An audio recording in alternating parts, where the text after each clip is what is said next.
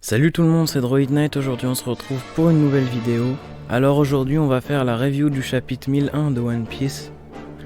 Donc alors on commence tout de suite, c'est parti. Ayant dépassé le chapitre 1000, c'est comme si le compteur de chapitres recommençait pour laisser la place à la nouvelle génération qui prend la place dans le monde.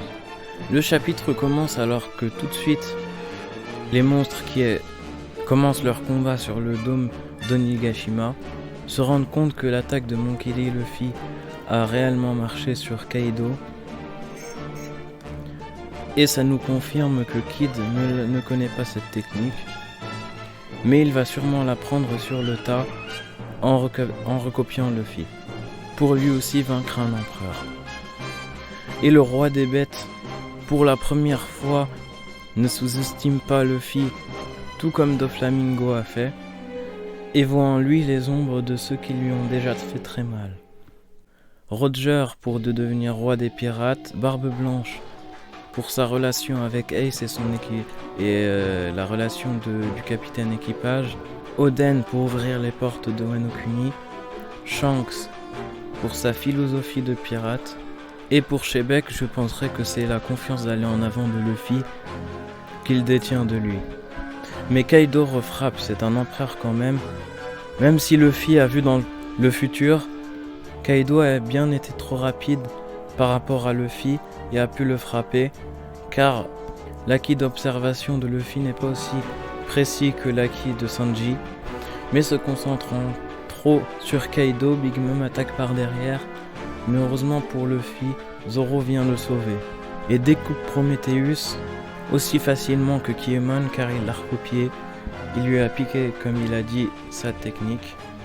Et après on a le droit à une scène de rivalité entre les trois supernovas pour nous montrer qu'ils sont partiellement alliés mais sont tous les trois ennemis pour la course du One Piece. Et bien sûr on a le droit à une scène d'humour d'Eiichiro Oda avec les têtes déformées de Wano. Et Zoro pour la première fois après avoir affronté Pika met son bandana, ce qui veut dire qu'il est sérieux pour la première fois après avoir découpé Pika, comme ce sont deux Yonko, et essaye de découper Kaido mais en vain, car les coups de Killer et de Zoro ne sont pas comme des coups d'Oden Kozuki qui pouvaient le trancher. Et aussi on peut remarquer que quand Luffy et Zoro étaient revenus de l'ellipse des 2 ans, il y avait exactement les mêmes cases qu'au chapitre 1000 et 1001 pour Zoro et Luffy. Et bien c'est tout simplement parce que quand ils sont revenus de l'ellipse des 2 ans, à ce moment-là ils ont montré leur power-up et qu'ils étaient devenus plus forts. Et là après l'entraînement à Wano Kuni, eh bien ils sont devenus plus forts et ils ont dû ils montrent qu'ils sont devenus plus puissants.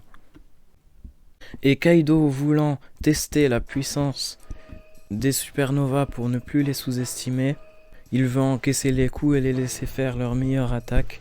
Luffy fait son King Kong Gun, King son Punk Rotten Punk Vice et Law son Room Tact pour attaquer l'empereur. Et devant une double page digne d'un fanart d'il y a 2 ans, on peut voir les supernovas devant Kaido avec leurs attaques. Et bien sûr, comme nous connaissons Law et Luffy, celui qui va être le plus mis en avant, ça sera Kid, comme on connaît rien de lui, et qu'il avait été mis en avant à l'archipel Sabaody, et après l'ellipse des 2 ans, il a été humilié, et il revient en force, avec une transformation robotique à son effigie, au devant, et à l'effigie des Kozuki derrière. Et aussi comme Zoro sait découper le feu maintenant avec la technique de Kiemon, cela prouve un mensonge d'Usopp qu'il avait fait sur Zou, en disant que Zoro était leur capitaine et qu'il pouvait avec ses 3 katanas trancher le feu et le lancer. Et si tu veux connaître encore plus de mensonges d'Usopp, je t'invite à regarder ma vidéo sur les mensonges d'Usopp. Bon, c'était Droid Knight, j'ai fini ma review, qui était un peu tardive, mais ce chapitre était incroyable. Regarde mes autres vidéos, abonne-toi. C'était Droid Knight, et n'oublie pas que le One Piece existe.